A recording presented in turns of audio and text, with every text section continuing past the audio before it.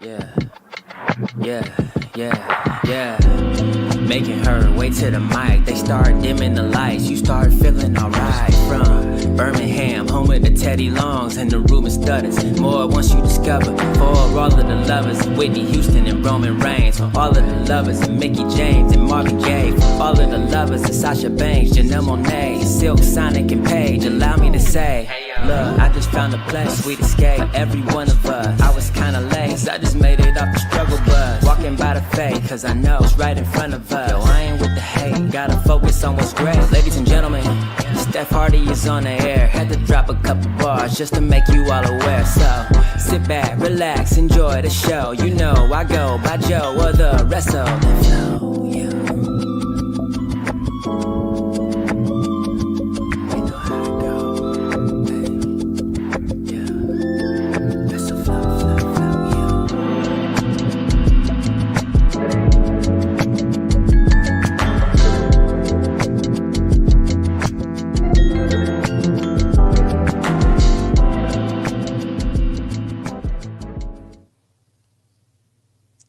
Hey y'all, welcome to a new episode of the Hardy Wrestling Podcast with your girl Stephanie Hardy.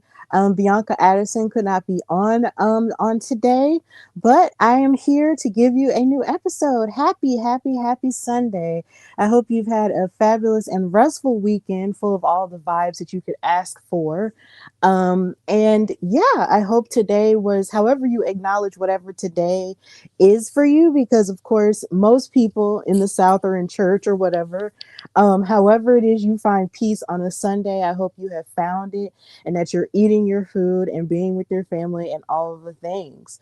But yeah, we're here for a new episode of HWP, and a lot has taken place in the world of professional wrestling through my life and in the lives of so many others in terms of wrestling and pay-per-views and being overseas and stuff like that. So I wanted to come on and talk about it. So thank you guys so much for the love and the support that you've shown the show since it's come out. Thank you for watching it live. If you're watching it live right now, thank you for that, and for the follows and for the reshares and so many different ways in which you show your love to the show and love to me. And yeah, we're just gonna get it cracking. Now, of course, since this is the month of June, there's a lot to celebrate, and I wanted to hold some space for that normally where I would put news and gossipish. But because June holds a lot of different identity celebrations, I just wanted to hold some space and celebrate that. So first of all, June is Pride Month. So happy Pride to my LGBTQIA plus audience, those who listen to who are of that community, and supporters and wrestlers who are of that community, who love the show and who of course might not, well, and basically just continue to rise in who you are. Be who you are for your pride. And the LGBTQIA plus community has been nothing but loving to me in my life.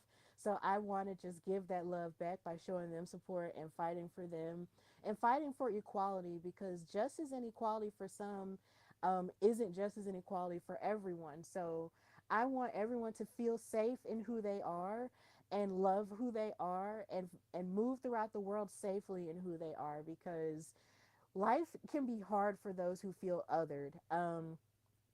And I just try to make it my business to use my platform and my voice for positive change, for people to be who they are and love who they want to love. And the idea that it's Pride Month and seeing everyone be who they are and dance with their cultures and show their love in their wedding pictures and so many different areas, it just makes me so happy.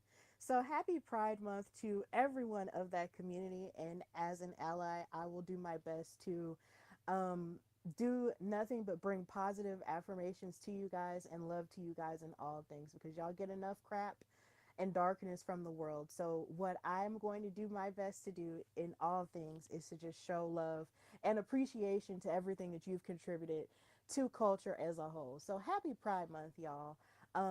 If you want to, of course, go to Pride events in your area, support your LGBTQIA plus wrestlers, in the indies, on the mainstream as well, and just continue to show love, because we all deserve to feel safe in our identities and to love who you want to love. Okay. Okay. So moving on, June also is a celebratory month for Black music. It is Black Music Month, and also today is a great day to pay homage to Black Music Month because today the Earth, Wind, and Fire documentary on HBO Max and HBO is coming out, and it was directed by Questlove of The Roots, and I can't wait to watch that. And on top of that, today is Prince's heavenly birthday, or I so lovingly call it Prince Miss. So I love Black music, and of course, you know, being a music major myself, I've studied music and studied all the contributions that Black people have made to music as a whole from the beginning up until now, and it's just really great. So I just wanted to hold space and acknowledge that. Plus, not to mention, Black music continues to have a place in wrestling. So I am just so thrilled that June is also Black Music Month. So anyway, you can acknowledge that while it also being Juneteenth coming up next week. It's just really cool stuff. So yeah, I just wanted to hold space for that. I also learned from Twitter that June is Caribbean American Heritage Month. I did not know that until maybe last week. So, to any person who is Caribbean American, happy to you. There are some people who I do know who are of Haitian descent, of Dominican descent, and so many other descents from the Caribbean, and they have again shown me nothing but love and support, and I love their pride and their identity. So I mean, Jesus Christ, it's just so cool that everybody has these months, and I find that the older I get, the happier I am to hear that so many people of varying identities have their own months. So, with June being Caribbean American Heritage Month, I wanted to hold space for that because I just found that out. Like, I was last week years old when I learned that. So, happy to y'all. And finally, and last but not least, if it moves, June is also Men's Mental Health Awareness Month. Now, this one's very important for me because I'm on my own mental and emotional health journey. I have been since 2015, and I have been in therapy off and on.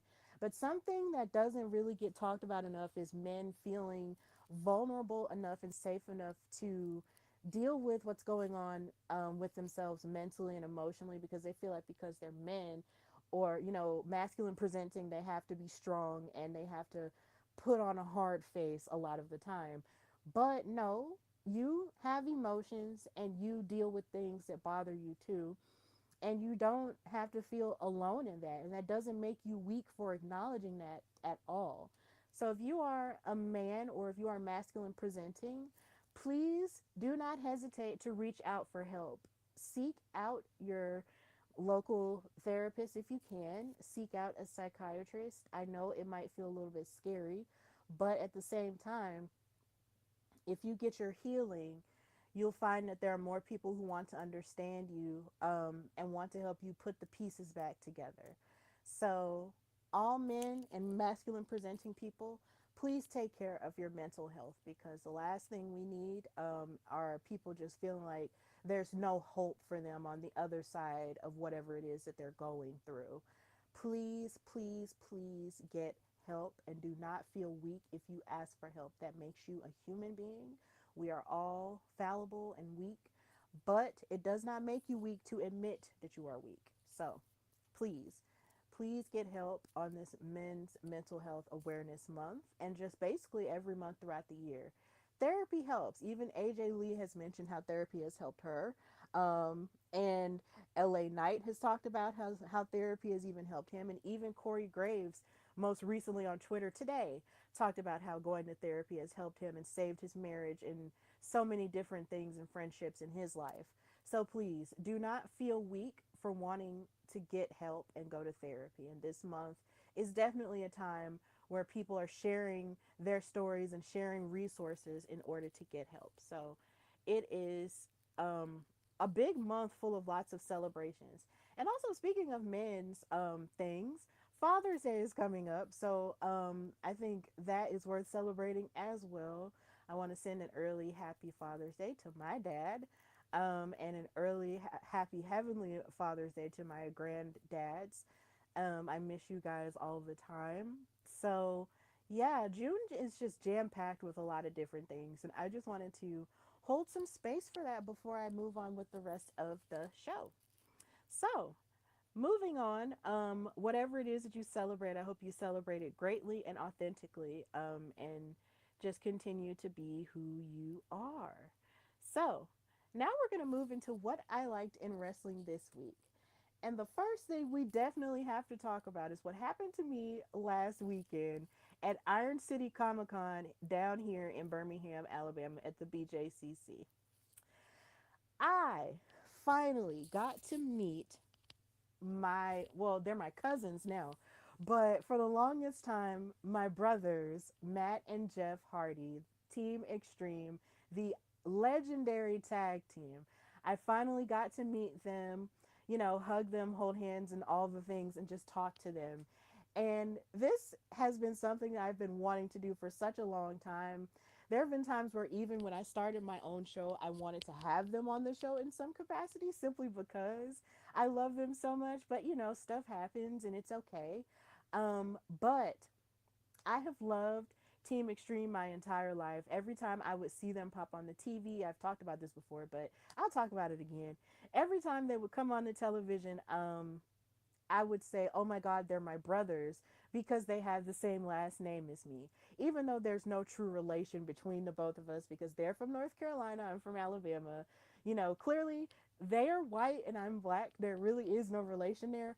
But because I love wrestling so much and because when you see representation, you see the things that connect with you directly. And so when you see two people who have the same last name as you and it's real, you're just like, oh my God. So I've loved them ever since. And it was to the point to where when my mom would slowly get into it, she would actually call them her white sons. And then she would come and tell dad, hey honey, your your white sons are on the television. And that's basically been our running joke for years. So getting to meet them last weekend at Iron City Comic Con meant the absolute world to me. They were on a wrestling row because you also had Ron Simmons who was there, Sergeant Slaughter, Lex Luger, and the New Age Outlaws that were there as well. But the line was huge for the Hardys. It kept getting longer and longer the more you stood there. And I was bound and determined, like, I am going to stand here and I'm going to meet the Hardys. Like, there is no question about this.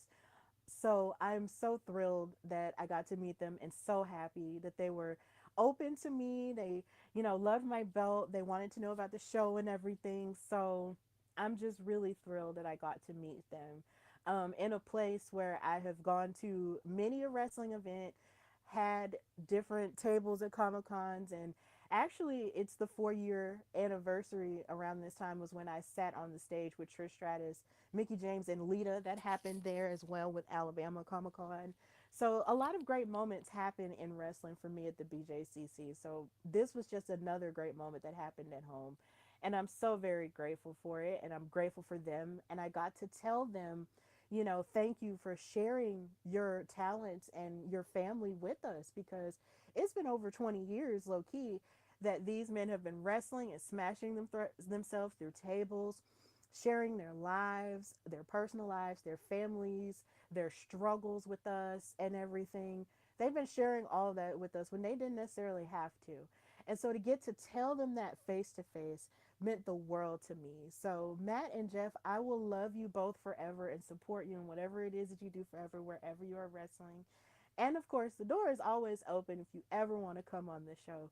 Um, so yeah, I'm so blessed and so happy that I got to meet them. So yeah, it finally happened. I was so thrilled, and I was also really nervous too. Like, I was standing in line and I was texting and I was like, I'm so nervous, I'm so nervous, but still, and I was shaking, but whatever, I got past it.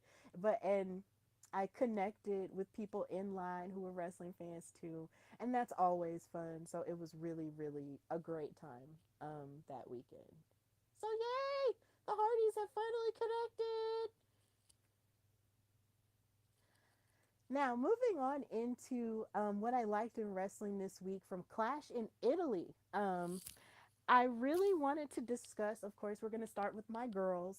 Sol Ruka defeated Becky Lynch for the Women's Intercontinental Championship. Now, of course, when Becky Lynch won the IC title back off of AJ Lee, I was very disappointed because I wanted a longer run out of AJ. Um, and especially just being excited about her being back and everything and wanting to see her wrestle so many other people for that title. You know, her losing to Becky really bummed me out, and we haven't seen her since. But in her absence, we have people who are coming up from NXT now, in the post WrestleMania season, who are making their waves. And who better to make her wave than Sol Ruka, right? She pops up, you know, she wrestles in these really great matches so far, but she hadn't really been winning on Raw. And then Becky comes out there and starts mess with her, and it's like, yeah, you think you're, you know, the hot stuff when I'm the greatest of all time, blah blah blah, even though she isn't. Um, and then of course their first match at Saturday Night's Main Event goes with a hitch because Becky cheated to win that one, even though it was non-title. And then Becky winds up having to put her title on the line at Clash in Italy, thanks to Adam Pearce seeing that and, you know, him clocking her cheating. So they fight at Clash in Italy, and interestingly enough, Jessica Carr was the referee in this match because she always is the referee in Becky's matches, and you know, she's always being bullied by her, and I'm still waiting and praying for the day that they will fight each other, but whatever. Sol Ruka did a heck of a job in this match, and so did Becky. There was one point where Becky actually tried to hit the Soul Snatcher, and I got mad, and I was like, "Girl, that is not your move. Leave her alone." And I think at one point Soul even tried to hit the Manhandle Slam, and it was just really interesting. But it was a really good match, and Sol Ruka wound up winning the Women's Intercontinental Championship, making her the first black woman to win the title. So that was really awesome. Congratulations to you, Miss Ma'am, Miss Soul Sister Ruka. You are a champion. A champion is you. I am so happy that she won. And she has just had a heck of a trajectory coming from NXT, battling back from a devastating knee injury, still being as athletic as she started out being, having more of a personality, tagging with Zarya, winning both, actually two titles, with the women's speed title and the women's North American title. She has been on a roller coaster of journey. And so to see her win this championship, you know, was just really awesome. And I was scrolling through TikTok one day and I saw a video of her family reacting to her winning. And it was just so cool to see them, you know, be so proud of her. So big ups to Sol Ruka. You're a history maker.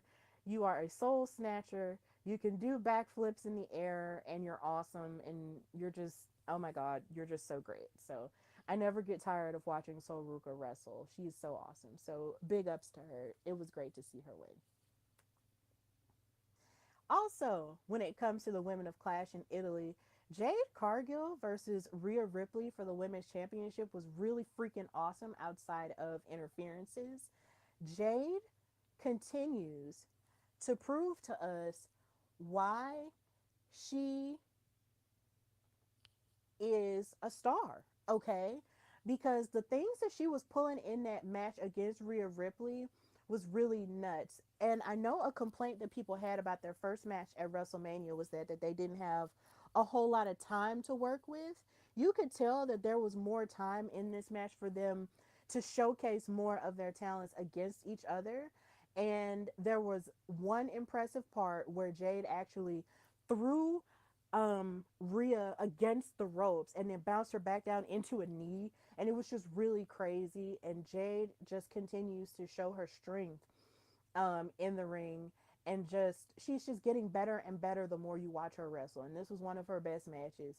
um and I feel like at this point, those who are saying that she can't wrestle are just being mean. And also, to a degree, I've said this before, I also feel like they hold her to a higher standard because she's a black woman, and there's nothing that she could do to satisfy them, so they get online and critique her with no background to stand on when it comes to that. But Jade has absolutely shone brightly and shined brightly in her matches in the last year or so. and her and Rhea had a stellar match. Even though Rhea wound up retaining her title, I am still absolutely thrilled that these two had such a great match. And I love Jade's gear.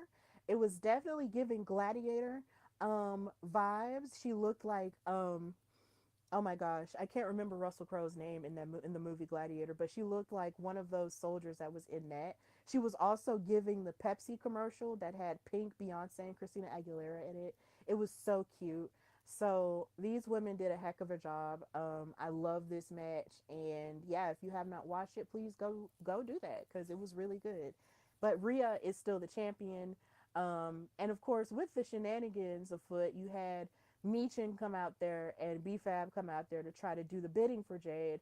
But Charlotte came out there to get her lick back for Alexa Bliss. So it was fair and square and the odds were even. So that was cool.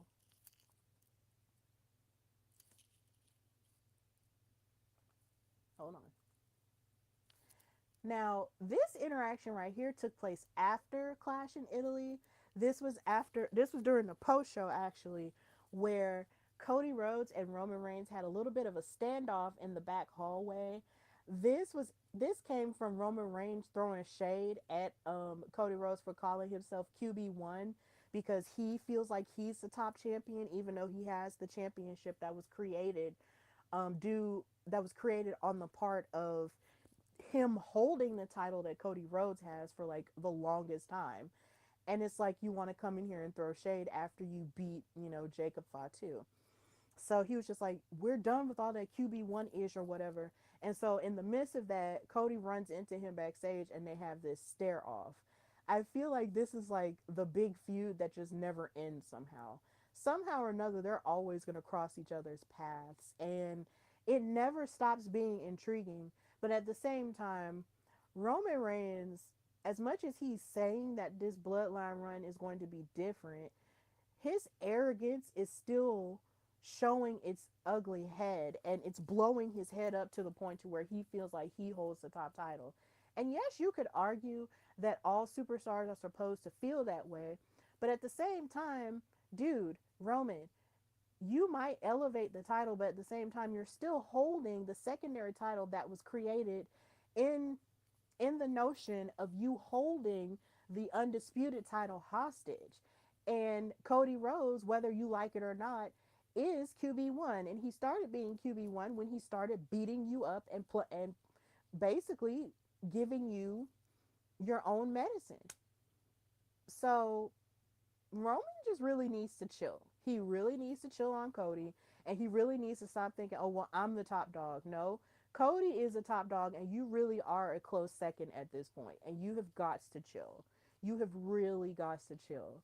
Um, if this were to be a Survivor Series match, I wouldn't be mad about it.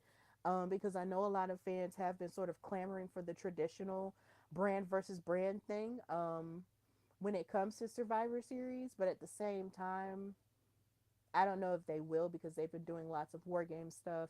But if they had to fight each other and if they were still champions by November, then that would be interesting. But of course, it's still early. It's June, so it's hard to tell. But this was very intriguing. But Roman's gonna have to chill. And of course, at Clash in Italy, Cody Rhodes had his card full because he had to fight the Ring General Gunther for his undisputed championship. And this match was really good in the sense that Cody showed that he could stand toe to toe against Gunther because Gunther likes to think that because he's a traditional mat wrestler who thinks that the mat is sacred, he could just run over everybody. But my thing is, Cody is no different from him because he also believes that the mat is sacred. And just because he's a superstar does not mean that he can't get it cracking on the mat either. And Cody showed him that. And yeah, Gunther is just like he just really is, smelling himself a bit because he's believing his own hype from coming off of all the retirement matches that he's had and just being dominant the way that he has. But Cody Rhodes is not a man that you can just run through. And I'm pretty sure there, since the events of SmackDown, which we will get into, there will be a rematch between them based off of that weird finish with Gunther's leg being underneath the rope. Um, Yeah, we're gonna see them fight again, but I am not interested in seeing Gunther hold the undisputed WWE Championship. I'm not interested in it. I need Cody to keep that title. But then I've also seen a rumor that maybe Sami Zayn might get thrown into the swing of things. So we just gotta wait and see. But this match at Clash in Italy was pretty good. Um, Cody's still champion, but I'm just not interested in seeing Gunther hold that title. I'm really not. Um, I'm not. But we'll move on. So moving into what I liked from Raw, from the women, I love that Sol Ruka, as the new women's Intercontinental Champion, was able to cut a promo on her own without being interrupted. Because if it's one thing I know I can't stand is when a black woman is having her moment and she gets cut off, and I'm just like, no, like stop it. And I'm also glad that Becky wasn't really anywhere to be found when it came to that, because um, Becky, as much as I respect her as a four horse woman, and respect everything she's done for the wrestling business, I think it's time for her to move away from the Intercontinental Championship. Miss Mamas has been in that picture for that new title for the longest time, and I do believe she is in the Queen of the Ring tournament, so that's going to give like a fresh coat of paint for her. But I just don't want her to come after the IC title anymore. Like, give it a break. So, with Sol Ruka saying what she needed to say to Kathy Kelly, and, you know, making a stand and wanting to be a fighting champion, it was just really cool to see her have a moment of celebration and a respite from Miss Becky. So, yeah, this is going to be interesting. I know they did announce on social media that Sol Ruka will be defending her title against Lyra Valkyria tomorrow. I'm really excited about that match. That could be very athletic. And I know Lyra's going to be really excited considering she hasn't been able to challenge for that title in a long time. So I'm really pumped to see that. But Sol Ruka deserved to have her moment, and I'm glad that she got it. And also, I loved her outfit that she had on Monday too. It was like a crochet, like bikini top with like these crochet pants, and they looked super comfortable and very beachy. And I wanted to wear it, and I'm just like, girl, where did you get it? Did you make it yourself? It was super cute. Then something that I will say on the part of both Raw and SmackDown, these Queen of the Ring tournament matches have been on fire. Io Sky um, faced off against Julia, and Lash Legend and Roxanne Perez to qualify for the semifinals. This match was fantastic from what I saw, but Io Sky wound up getting the upper hand and winning, and I do love this for her because she has been, outside of the Rhea and Io tag team stuff. There's a lot of big things that she's been sort of missing out on, so I am happy that she's still in the running for Queen of the Ring. And it was also interesting from a wrestling nerd perspective to see her to have a little bit of an interaction with Julia, because of course they both came from Stardom and Japan and the Japanese women's wrestling system, so that was really cool. And it was cool to see Julia wrestle in Italy, because a lot of people might not necessarily know Julia is half Italian. So to see her get the reception that she got was just really cool. And a part of me kind of wanted her to win simply because I wanted her to have that big of a moment. But I think in more later years, it's getting to the point to where if you're in your hometown, you're almost destined to lose. I don't know. But either way, Io Sky won and she's moving forward. But something messy that happened after Roxanne lost that match, she was upset and she sought comfort in Liv Morgan and the rest of the Judgment Day. But in the midst of her seeking that comfort, Liv was kind of being messy and greedy, in the sense that even though Roxanne lost, she was more so focused on herself being Queen of the Ring, which is something that I find very weird, because to me, if you are already the women's world champion, why are you in the Queen of the Ring tournament? And yes, they've given the explanation for her to say, oh, well, if I win the Queen of the Ring tournament, then I can go and fight Rhea and take the title off of her and be Liv two belts. And yeah, that would be an interesting visual, but it just doesn't make sense to me. I think that spot could have very well gone to someone else, like maybe an Ivy Nile or maybe even a Maxine or just anyone really, anybody else.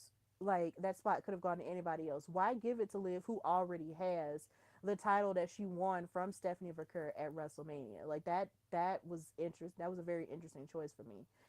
And then on top of that, with her being greedy, it's just adding more fuel to the fire of the inevitable implosion of the Judgment Day, because you see the look that Roxanne has on her face as Liv is telling her, what the plan could be in terms of her winning Queen of the Ring, but not being as supportive towards Roxanne, who might have wanted to win it herself. And then not really being as supportive for Raquel either. It's almost like she just wants them to be her props at this point. It's like, look, I want to use you as my crutches to try to win glory and all of that, but you two can't want anything past what I think you should have. And I hate that. I hate that for them. Like, I want them to like finally just stand up to her at some point. But we'll get into that a little bit more. But yeah, this this was very interesting and kind of cringy because I'm just like, Liv, why are you why are you being so greedy? Why can't you let your friends succeed? But whatever. Now, when it comes to the men, one segment that I did like per se, I liked but then didn't like at the same time, was the acknowledgement ceremony that Jacob Fatu had to have with Roman Reigns. You could tell that there was a struggle that Jacob had with having to sort of put himself down to Roman since he lost the tribal combat match. But he did it because he was being a man of his word, and that's just, the rules of what tribal combat is. He was a man, he knew what was going to happen. When he lost, he took his L and, he acknowledged him. But then you had Jay and Jimmy who was trying to egg on and trying to like add insult to injury. And Jacob was like, look, I got to acknowledge Roman, but I ain't got to acknowledge you. So he was just like, look, if you want to get with it and if you want to fight, then we can fight. But I'm not finna like kowtow to you when I already have to kowtow to Roman. So you can back off. And I appreciated that. At the very least, Jacob still has the backbone enough to stand up to himself against the Usos, but he'll do what he has to do for Roman. So yeah, it's gonna be interesting. But then another part that I will get into a little bit later is how the people who brought him into WWE are acting when it comes to this whole new bloodline situation. But either way, Jacob did what he had to do, and he was a man about it. So yeah. Now, when it comes to the King of the Ring tournament, Obafemi was in the first match for the men against Carmelo Hayes, Solo Sokoa, and Penta.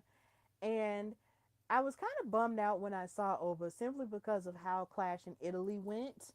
As you noticed, that was something that I did not like because I did not mention it earlier when I was talking about Clash in Italy when it comes to the men, because I don't want to talk about that because yeah, he and Pumpkinhead Lesnar are now 1-1 against each other, even though I really honestly feel like Brock Lesnar could have just taken the L and just went home, but whatever.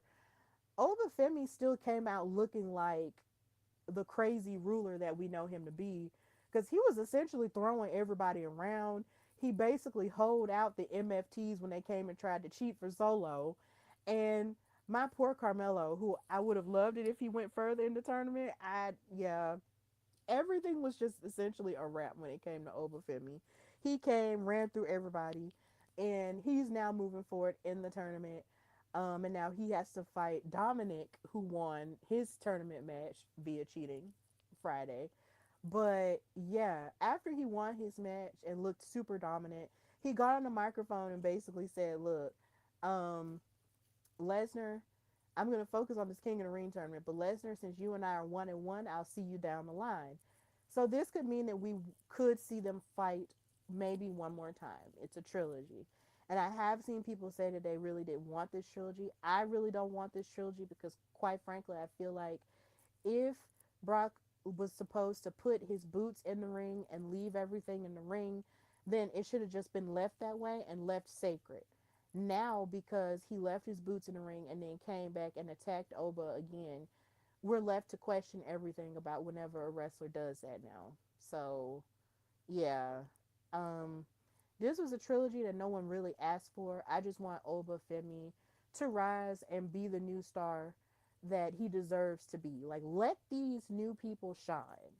We do not need all of the older people just coming in and stealing away their thunder. Like, let them keep their thunder. Let them rage and reign and show lightning and all the things. Like, let these new people be who they are and let them be excellent, okay? Please, like, let that happen. Let Oba be Oba. He's fine. Come on. But whatever.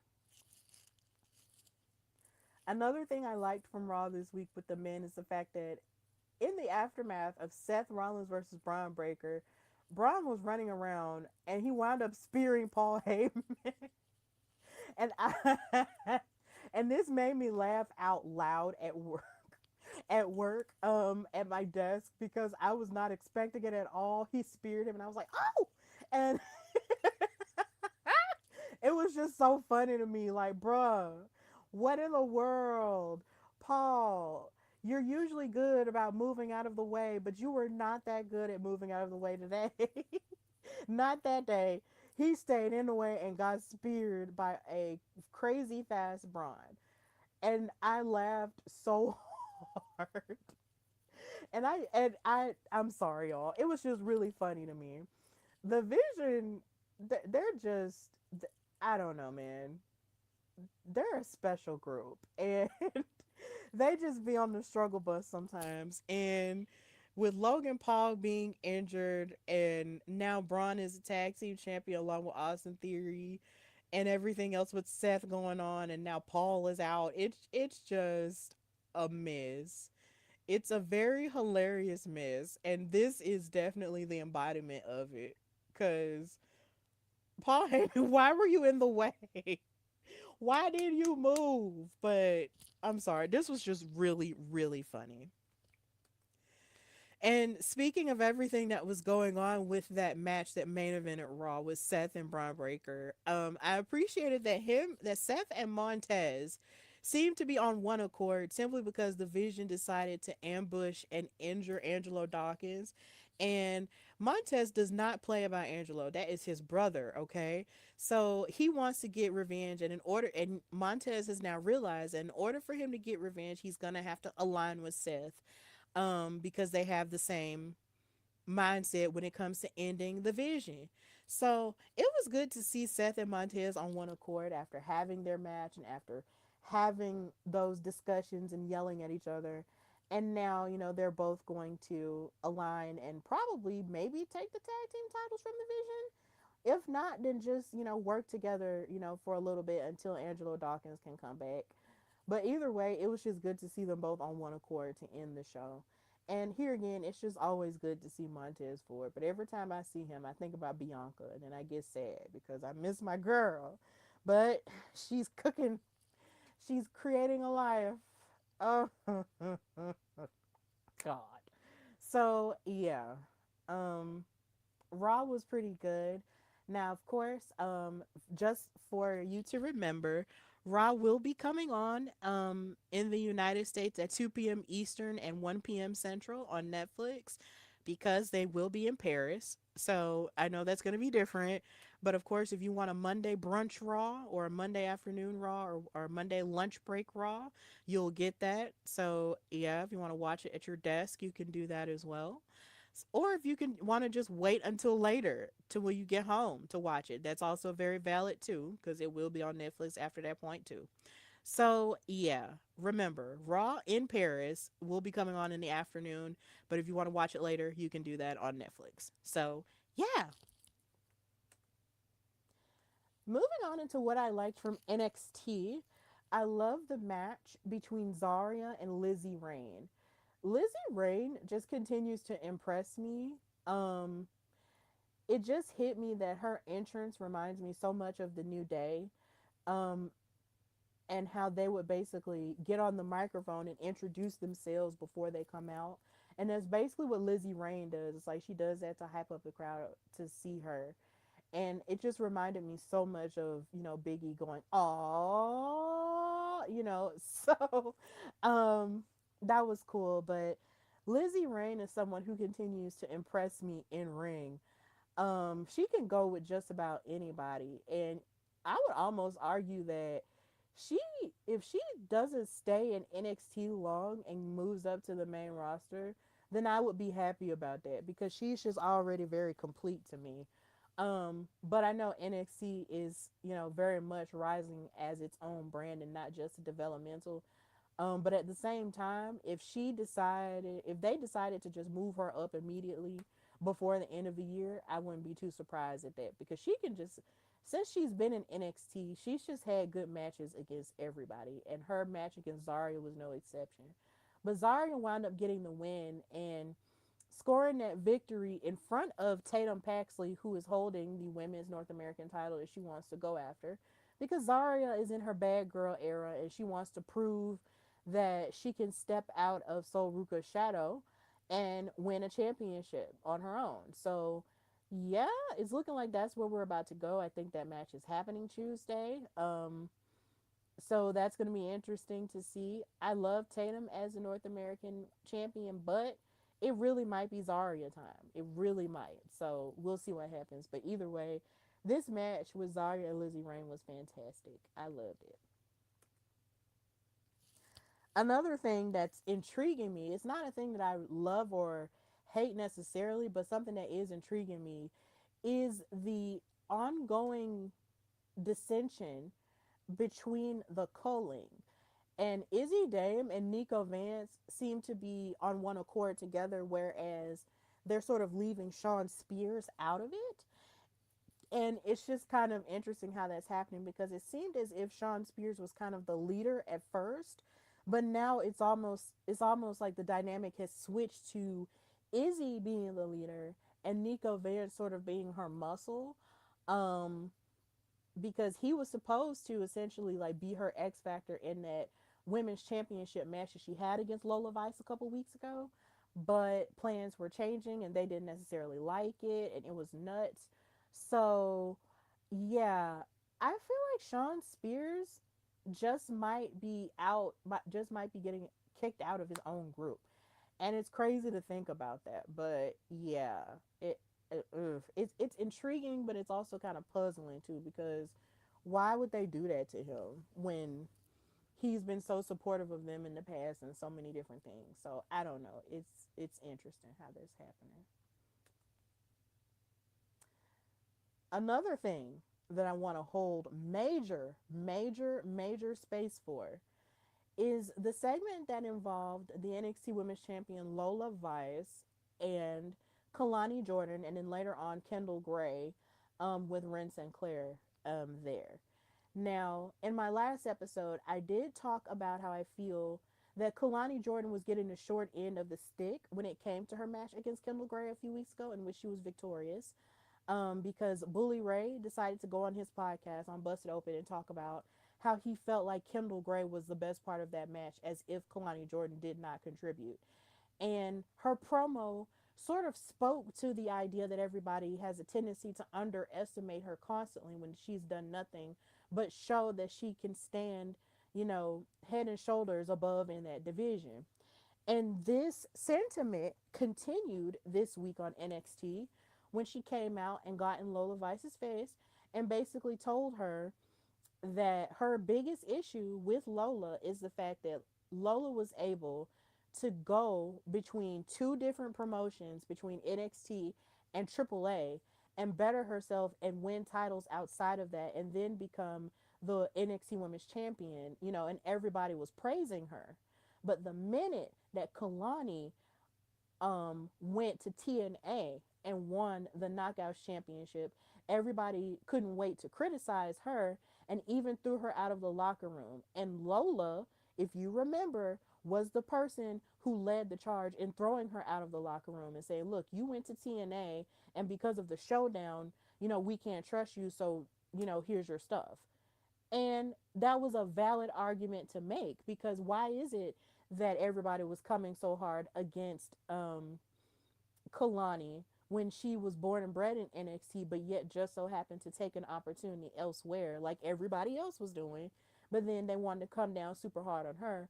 Whereas when Lola went to AAA and became one half of the AAA Mixed Tag Team Champions and now is the NXT Women's Champion, everybody is okay with it and happy about it.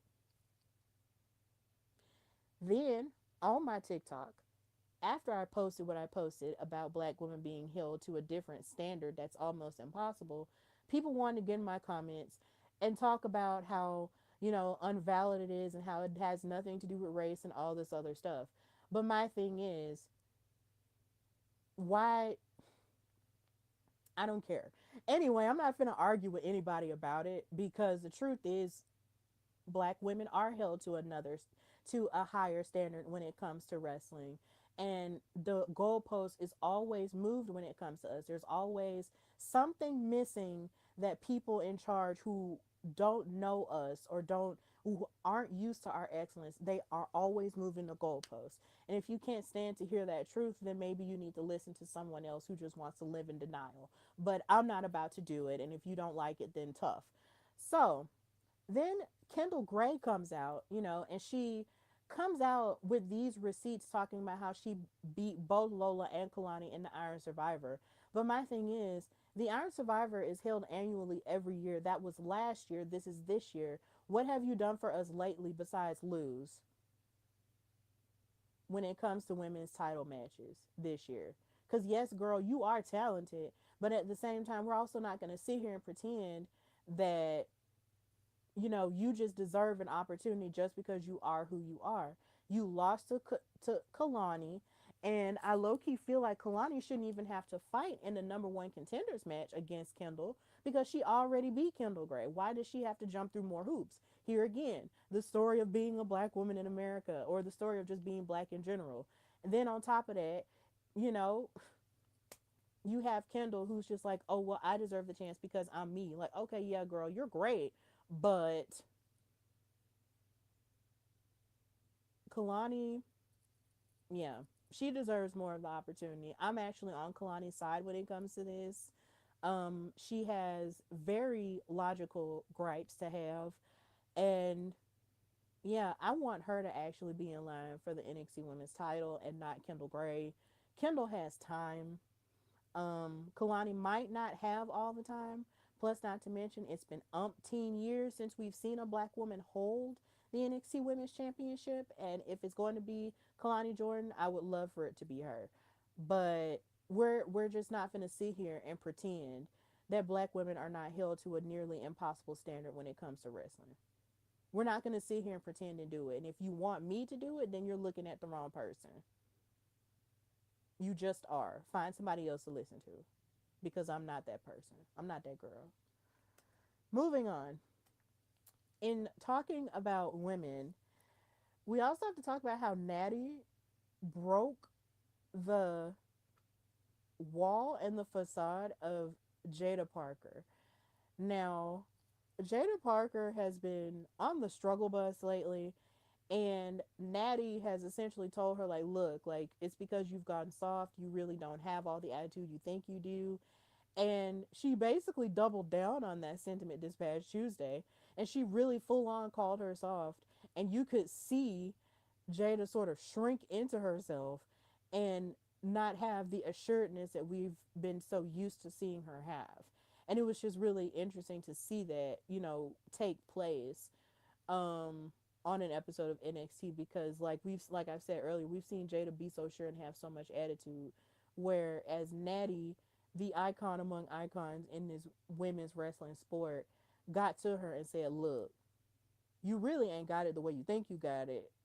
And if you really want me to show you, I will. And then in the back, you had Hank and Tank saying, look, if somebody called me that, I would have just cried. And that was just really funny. But it's going to be interesting to see what happens with Jada Parker from this trajectory because honestly, I feel like in women's wrestling, if you can't cross Natty, then you might not necessarily be able to make it because Natty is the bar, essentially. So I don't know. We'll see. But her calling her soft was wild. It hurt me. It hurt my feelings. And I'm not even a wrestler. So yeah. Another thing that I do want to mention is that in my last episode, I talked about how Saquon Sugars needed to get his lick back against Dark State, and he saw that clip and liked it on Twitter. So thank you, Saquon, for engaging with that clip I made about you getting your lick back. And he's actually started the process of getting his lick back this Tuesday because he actually beat up on one of the members of Dark State as they were making their entrance for a tag team match that they were supposed to have, and he hit him with a bat. And let me tell you something, as a baseball fan, Atlanta Braves, hello, I love baseball bats. And I just love seeing people use them as weapons. Like I can't explain it. I just love bats. So to see him actually have a bat, carry it, and then start wailing on them with it, it was just like, yes, this is how you get it back in blood. And I just loved it. So and then once Dark State actually fought and succeeded in their tag team match, he stood up on the pedestal and told them, "Look, I'm watching y'all. I'm watching y'all." And I was just like, "Yes, Saquon, go, Saquon, go. Please get your lip back, and please continue to use that bat. I am a fan of bats, so please use it, use it, use it, use it. Break them all for throwing you out of your group, please." When Saquon is out, nobody's safe. Now, to move into what I loved about AEW Dynamite, baby, look, look, look. Mercedes is back. Mercedes Monet, the CEO, the standard, the blueprint, the conversation, and the greatest women's wrestler of all time. And it's not just me saying it, it's other people saying it. I will say it. I don't care who else is saying it. I'll say it and I'll fight about it. Come on. She is the greatest of all time, and she made her big return as the wild card in the Women's Owen Hart Cup tournament. And she fought in a great match against Alex Windsor, who defeated her actually for I believe the New Japan Strong Women's title, and she wanted to get her lick back, and now she has moved forward in the tournament to essentially defend the championship that she won last year because she won the tournament. But I was so happy to see her back because I've been missing her. Lord Jesus, I know she lost all her belts and everything, and that was tough because I just get triggered anytime I see my girl lose. But she is back. She's back. The real is back. I want you to put the word out there that we're back up. The standard is here. Mercedes is back. And I am so happy to see her return with her beautiful gear, with her amazing hair, her amazing everything else. She is back, and I'm so happy about it. Somebody even had a sign that said, "I love Mercedes," or "I trust Mercedes because she knows Grogu." And I love that reference because Miss Ma'am is a whole Mandalorian out here. Word to Cosca Reeves.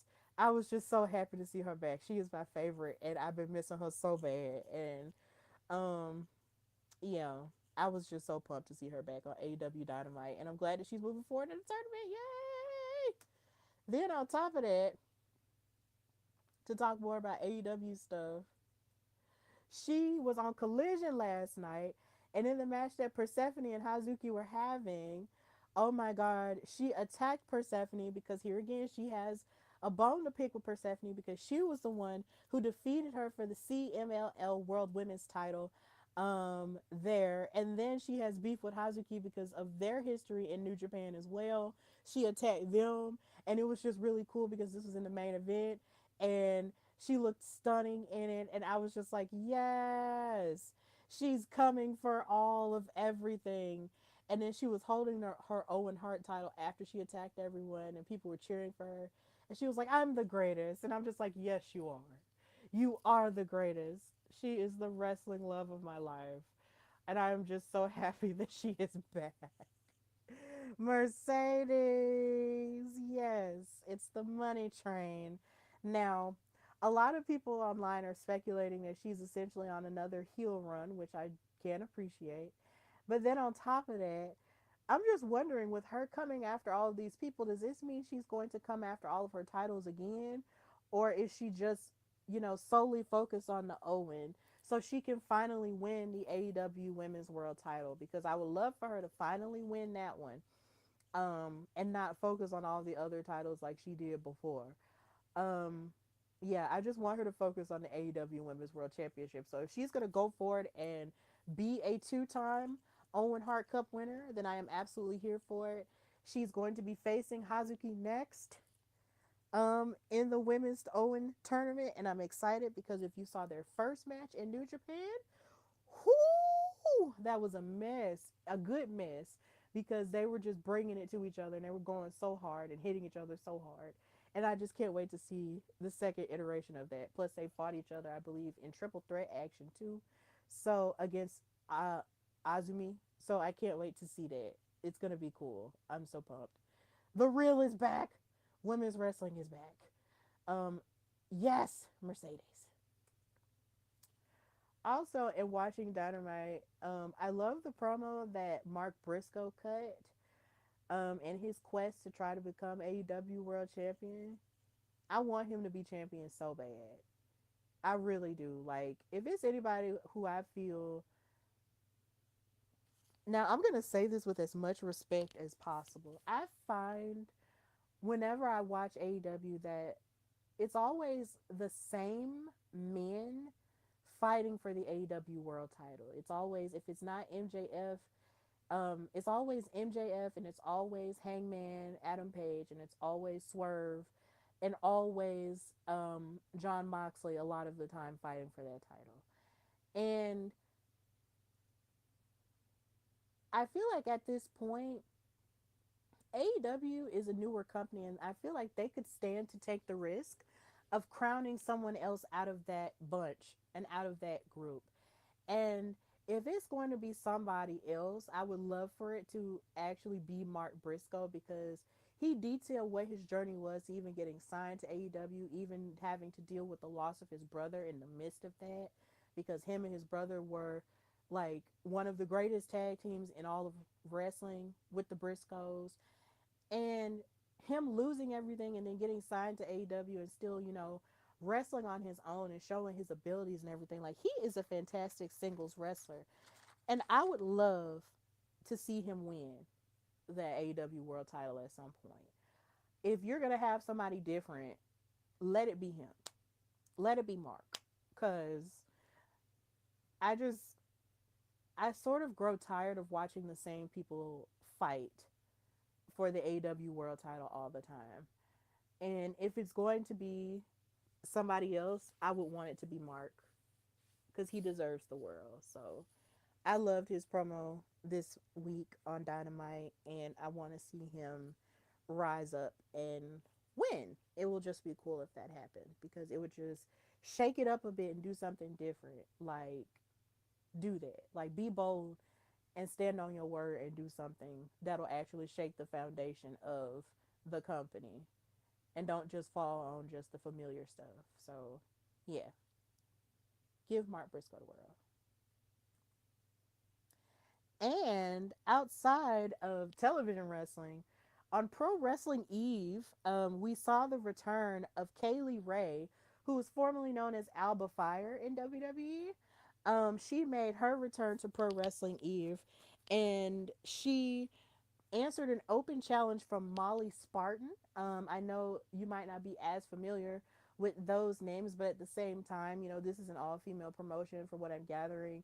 And this is an all female promotion that Kaylee Ray used to dominate. In my research, I did find this pay per view that they had was headlined by Eve International Champion Chris Statlander and versus Mayu Yamashita, and I believe Mayu wound up winning that title off of Chris Statlander, who you might know from AEW.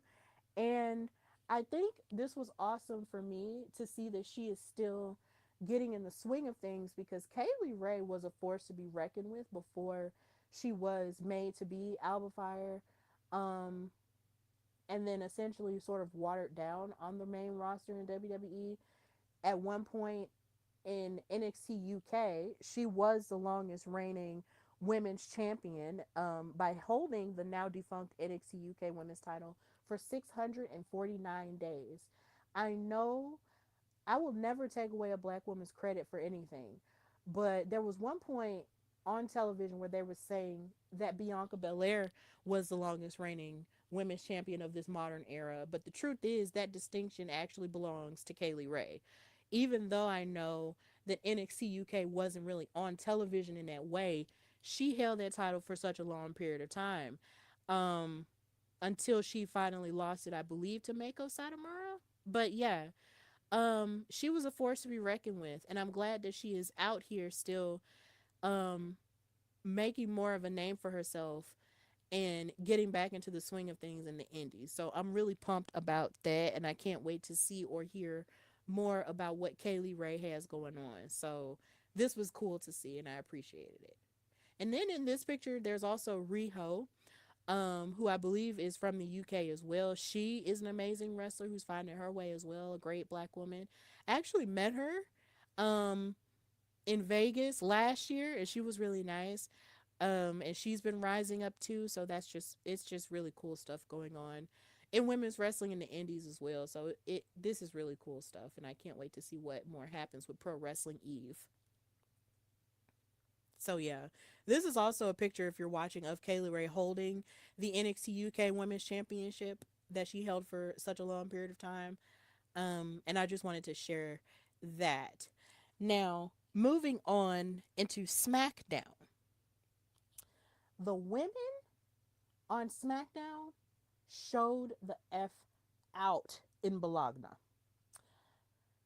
I just feel like the women had the best matches in this whole episode this past Friday. One of them being Raquel Rodriguez versus Bailey versus JC Jane versus Kiana James for the Queen of the Ring tournament. These women put on a heck of a show. This match was fantastic. Kiana James was operating on all cylinders. Bailey, of course, being a four horsewoman, was operating on all cylinders. Raquel was making her large presence felt, and I was happy that she got the win here because, I mean, she deserves to have a moment. If there's anybody who I feel deserves to have their moment this year, their breakout moment, it's definitely Raquel. She, ever since she got pulled off of the apron by Liv in the Royal Rumble, you can tell that there's been something bubbling underneath the surface with her, and she's hungry for an opportunity outside of the tag division. And if she went ahead and won the Queen of the Ring tournament, I would be absolutely thrilled if she did, because and then she showed out in the Elimination Chamber earlier this year too. Like, I want Raquel to get her things as a solo star, because she's fought through so much to even come back. And then on top of that, you know, just operating on a level of which a big woman, a big muscular woman like her should be operating on, with her taking the advice of Kevin Nash and utilizing her power in such a way. Like, there's just something clicking a lot better with her. And I would love to see her win Queen of the Ring. But I just feel like something crazy is going to happen between her and Liv, because here again, you have Liv, who was backstage talking about her plans for the Queen of the Ring and not including Raquel. And then she realized she had to go back and fix it then. But either way, Raquel is definitely one of my favorites to win the Queen of the Ring tournament and have a championship opportunity, because she just did excellent in this match against everyone. JC Jane was sort of another favorite of mine to possibly win, but it was Raquel's time, and I can appreciate that. Another thing that I appreciated was the back and forth that was going on between Julia, who looks amazing. She looks like a rock star in this outfit that she had on that looked like it was from Akira. Um, and I mean that in the best way, because Akira has really cute stuff. Her green outfit and her hair just made her look splendid. Kiana James thought that Julia cost her the match by moving her legs off of, by moving her legs off of the rope because she was trying to cheat. When in actuality, it was JC Jane, and Julia fought off JC Jane on behalf of Kiana. But then Kiana mistook it and decided to take that accusation, as if to say, oh, you ruined this for me, you ruined this for me. And Julia didn't like it. So now her and Julia are no longer in partnership. Julia turned face in one of her home countries, and I appreciate that little um part in it too. And maybe a babyface change is exactly what she needed. Um, I'm okay with this. I loved it. And Kiana is someone who is still relatively young, so there's a lot more trajectory that she has. But she did great in the match too. But I am glad that they are now separated, even though it was cool for a time. Um, I'm pumped about the possibilities of this if it's done right. And I just can't get over Julia's outfit. It was just so cute. And like I was saying, here again, you have Liv plotting on her own winning of the tournament, and then of course trying to get Dominic to win the King of the Ring tournament so they can both be insufferable prom king and queen, homecoming king and queen together. But then you have Raquel who's just like, I just want my match and I, want this for myself. This is going to be a very interesting dynamic that we're going to watch play out. But I do know one thing: I don't want Liv to win the tournament. I don't. I really don't. I want Raquel to win it.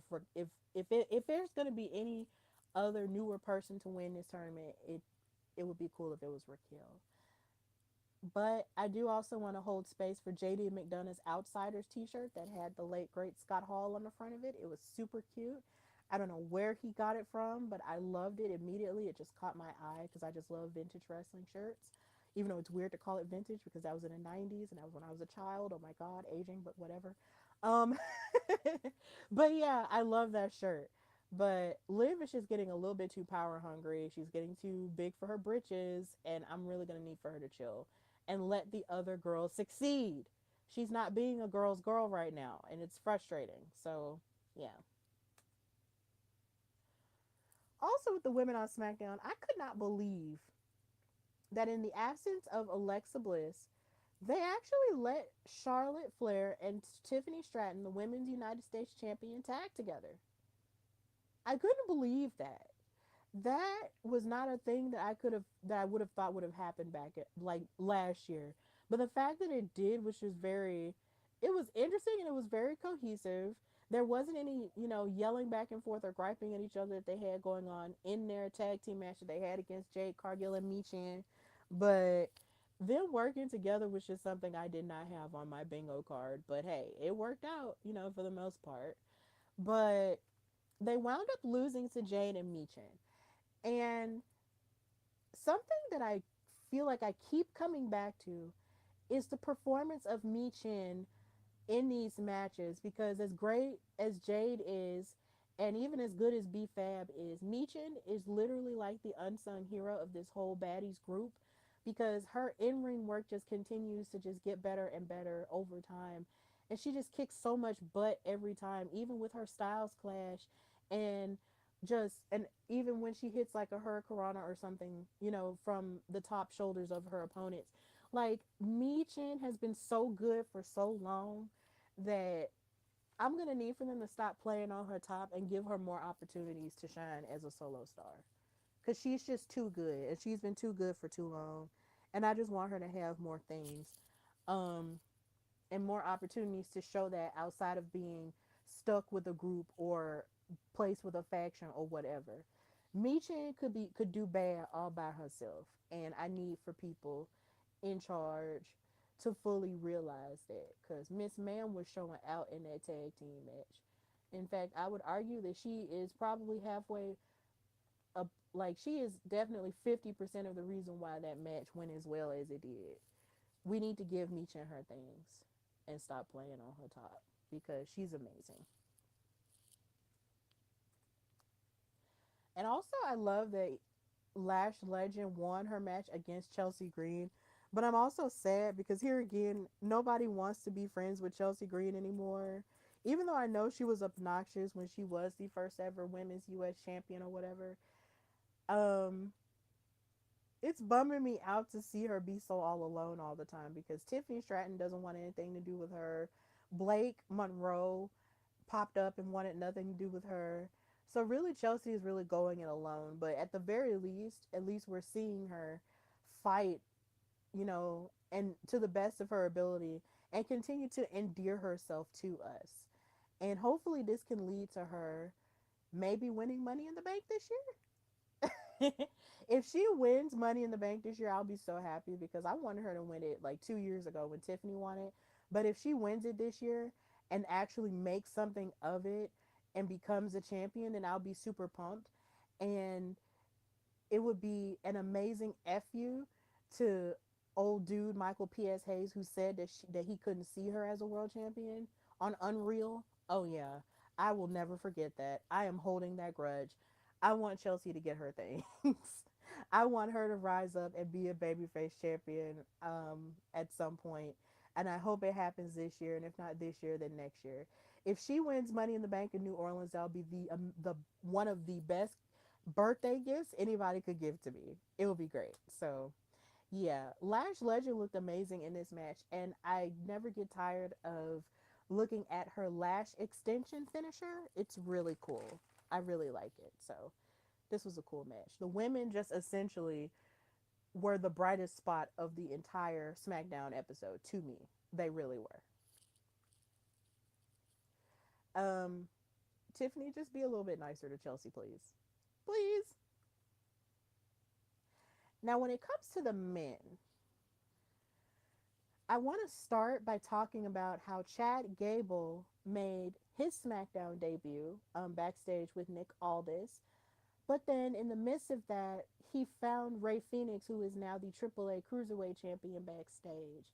Now, I know that Chad Gable is coming off of the heels of having an amazingly highly rated mask versus mask match against the now only El Grande Americano. Um, and admittedly, I have not watched it yet, but I have heard all kinds of amazing things about this match. And now Chad Gable has lost his mask, and now he's Chad again.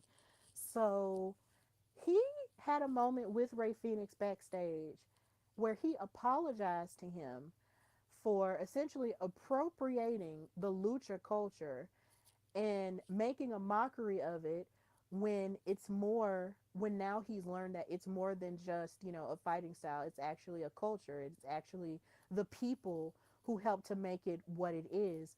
And I'm sorry I made a mockery of that, because this started when you and I fought at WrestleMania last year.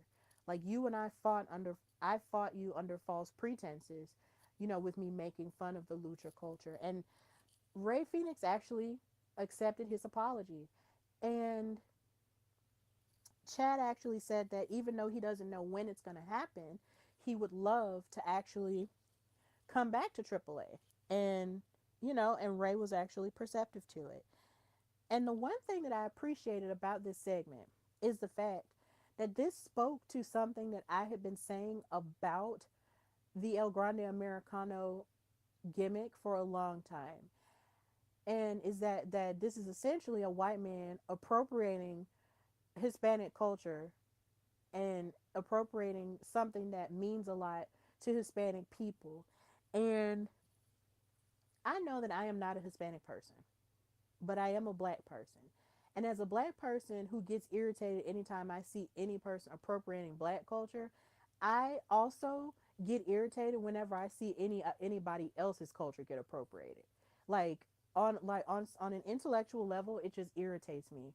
And when the El Grande Americano thing was created, it was created with different markers that also spoke to an administration that would seek to keep Hispanic people underneath the heel of supremacy.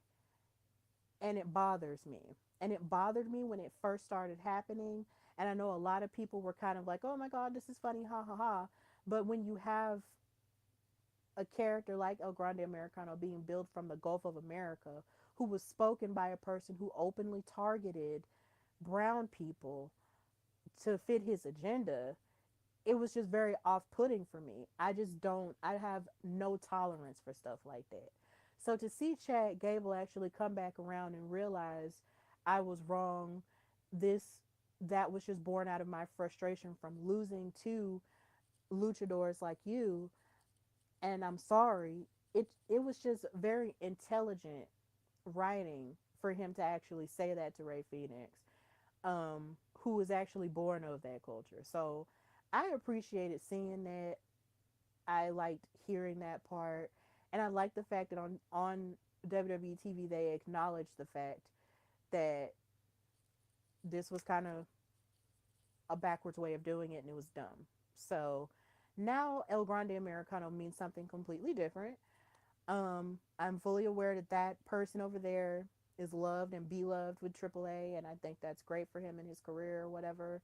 But I personally just did not like the way that it was put out there, because of the way it started. Because lucha is a very serious art form, and I just don't like seeing people of color stuff get appropriated by white people who just don't get it and never really will get it. So, yeah. But I appreciated this segment. It was really intelligent and smart. And I can't wait to see what Chad Gable does next from here. Because he's still an astoundingly great wrestler. He just needs to be himself now. So, yeah. And of course, SmackDown had another match between Carmelo Hayes and Ricky Saints. Ricky Saints, my Gambit, cheated against my Mello. Um, these two have a really great back and forth going on to sort of see who could very well challenge Trick Williams for the United States Championship, because, of course, Carmelo is looking to gain back what he never really should have lost in the first place.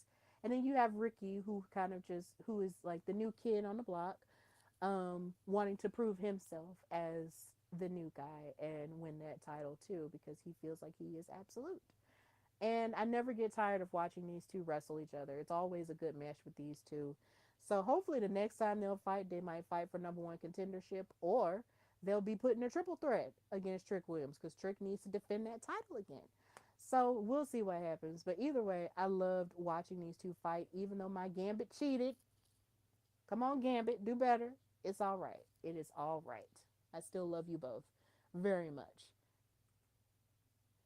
Now, something that I am a little bit tired of in wrestling at this point is the trajectory of Solo Sokoa and the MFTs.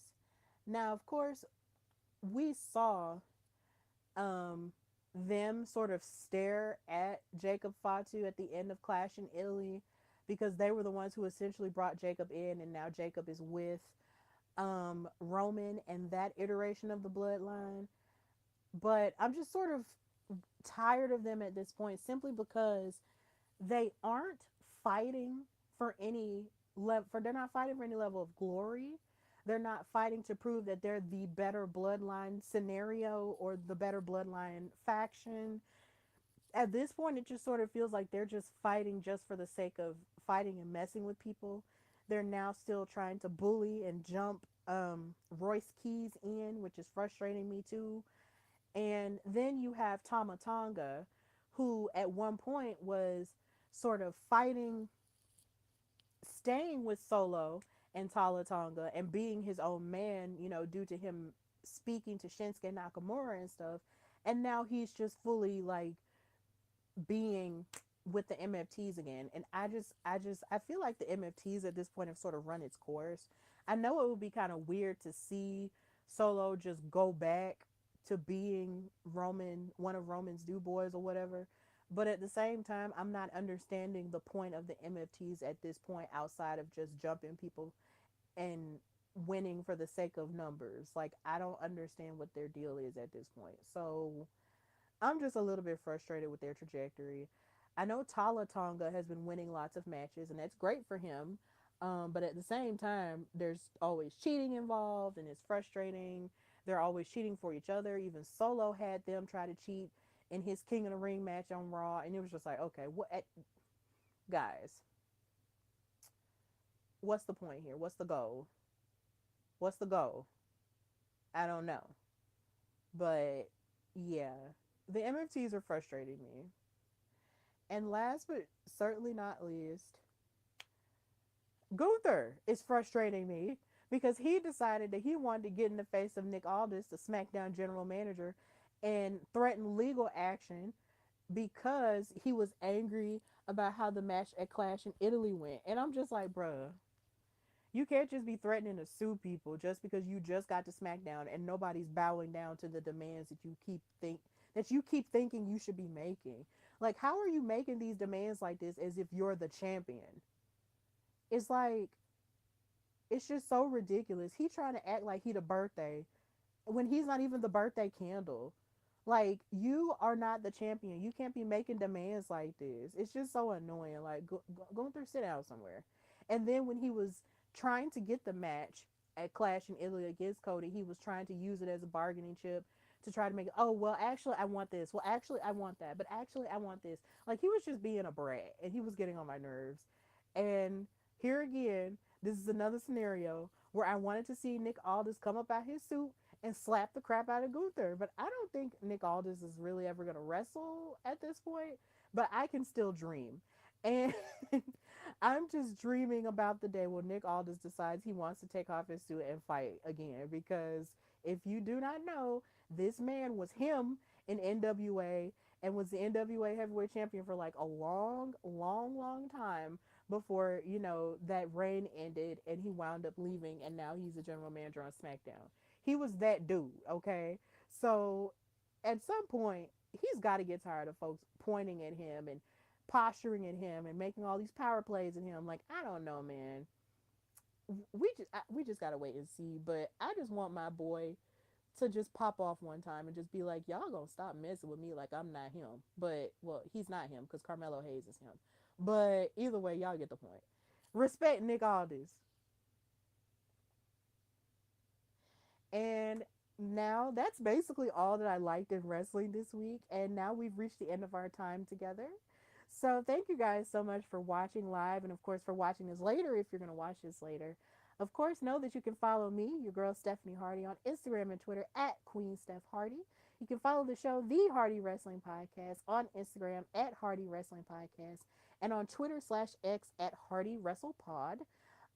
You can subscribe to the YouTube channel, which is the Hardy Wrestling Podcast, with that logo up there in the corner in the middle, with HWP in the middle of a diamond shaped ring with Hardy Wrestling Podcast underneath it. Um, Share the clips, repost, and copy links, and do all of those things to keep the word out about the show. Listen to it. You can listen to it audio wise on Spotify, iHeartRadio, Apple Podcasts, Amazon Podcasts, and so many other platforms that you can listen to it on audio. And yeah, just continue to support your girl as she continues to live life and do the very best that um, and basically just trying to do the best that I can, and moving forward the way that my mom would have wanted me to. So, with that in mind, this has been the Hardy Wrestling Podcast with your girl Stephanie Hardy. And also, watch the new episode of Steph and Cat Talk Wild that we just did. You can watch it on In Cat We Trust, and you can watch it on my channel as well.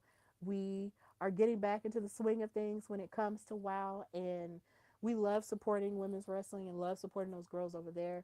So as we continue to find our way back to doing more consistent coverage, continue to support us in that and support Katrina and whatever else that she has going on, because Miss Ma'am is a busy woman. So yeah. So this has been the Hardy Wrestling Podcast with your girl Stephanie Hardy. And until next time, bye y'all.